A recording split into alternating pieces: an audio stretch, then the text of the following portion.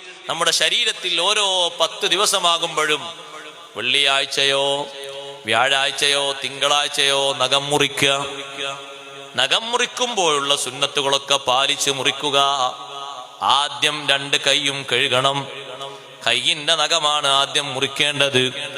അത് തന്നെ വലത്തെ കൈയിന്റെ മുസബ്ബിഹ വിരലാണ് തുടങ്ങേണ്ടത്. മുസബ്ബിഹ വിരൽ തുടങ്ങിയിട്ട് ചെറുവിരലിൽ അവസാനിപ്പിക്കണം. പിന്നെ തള്ളവിരൽ മുറിക്കണം. അങ്ങനെയാണ് തുടക്കം. ഈ 3 ദിവസങ്ങളാണ് അതിന് പരിഗണിക്കേണ്ടത്. വ്യാഴാഴ്ചയും തിങ്കളാഴ്ചയും വെള്ളിയാഴ്ചയും. ആ 3 ദിവസങ്ങളിൽ ഈ ശ്രേഷ്ഠമായ സുന്നത്ത് ചെയ്യുമ്പോൾ കൈയും കാലും മുറിക്കുന്നതിന്റെ മുമ്പ് കഴുകണം.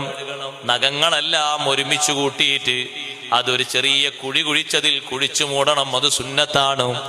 ഈ സുഹൃതം ചെയ്തതിന് നാളെ ആ സ്ഥലം അല്ലാഹുവിങ്കൽ വന്ന് സാക്ഷിയാകും. സ്ത്രീകളുടെ നഖങ്ങളും മുടികളും ശരീരത്തിൽ നിന്ന് വേർപിരിയുന്നത് അത് കുഴിച്ചിടൽ നിർബന്ധവുമാണ്.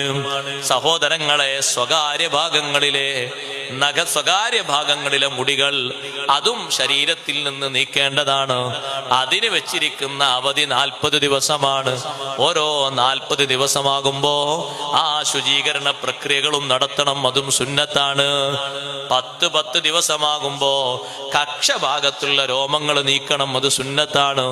ജീവിതത്തിൽ ഈ സുന്നത്തുകളൊക്കെ നിത്യജീവിതത്തിൽ നമ്മൾ പാലിക്കുമ്പോൾ നബി സല്ലല്ലാഹു അലൈഹി വസല്ലം തങ്ങളുടെ മാതൃക നമ്മുടെ ജീവിതത്തിൽ അങ്ങനെ തന്നെ വന്നു ചേരുകയാണ്. ചെറിയ ഒരു വിഷയത്തിൽ പോലും മഹാന്മാരായ പണ്ഡിതന്മാര്, സ്വഹാബിമാര്, താബിയുകൾ അവിടുത്തെ മാതൃകകൾ കൈവിടാതെ അങ്ങനെ തന്നെ അവലംബിച്ചു പോന്നു.